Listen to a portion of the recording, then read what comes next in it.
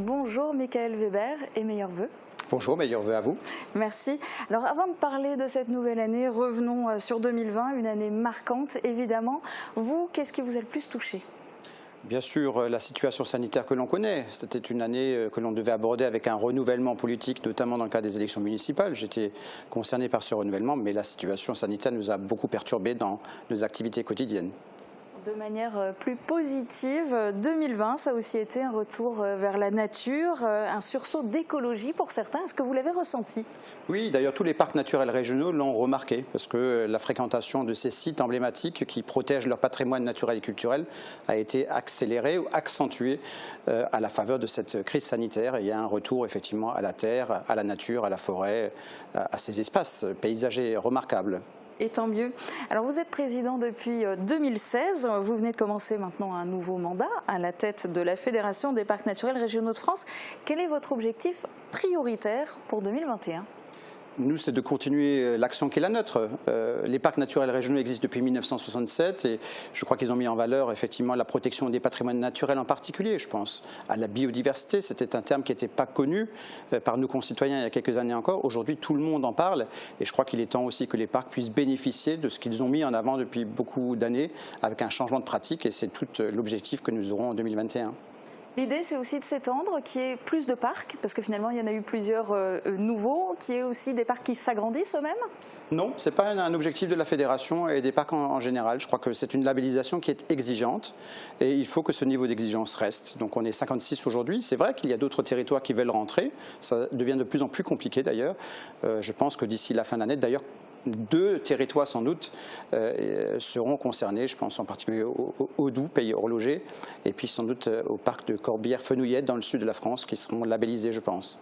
Alors si on revient ici, dans notre territoire, quelle est l'importance finalement pour les communes, nos communes qui sont dans le périmètre du parc naturel des Vosges du Nord ? Je crois que tout le monde qui va en visite dans le Pays Beach ou en Alsace proche est charmé par l'ambiance particulière, par la forêt, par l'architecture, par les villages.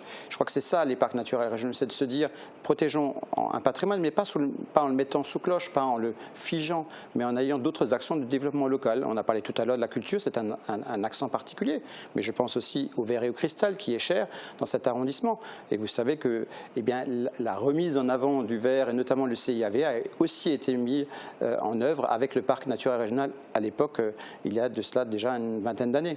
Alors justement, de manière plus large, un parc naturel, ça n'a pas vocation, entre guillemets, seulement à protéger la nature. Il y a plein d'autres dimensions et il y a notamment toute la dimension d'activité économique et touristique.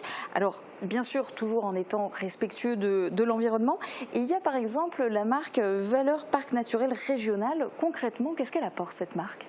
Cela apporte une reconnaissance pour des prestataires de tourisme et pour des producteurs locaux. Hier, j'étais dans le parc de Forêt d'Orient. Nous avons lancé un Fab Lab, de l'innovation autour de l'accueil touristique et de faire en sorte bien, que cette expérience que l'on peut vivre dans un parc naturel régional soit accentuée.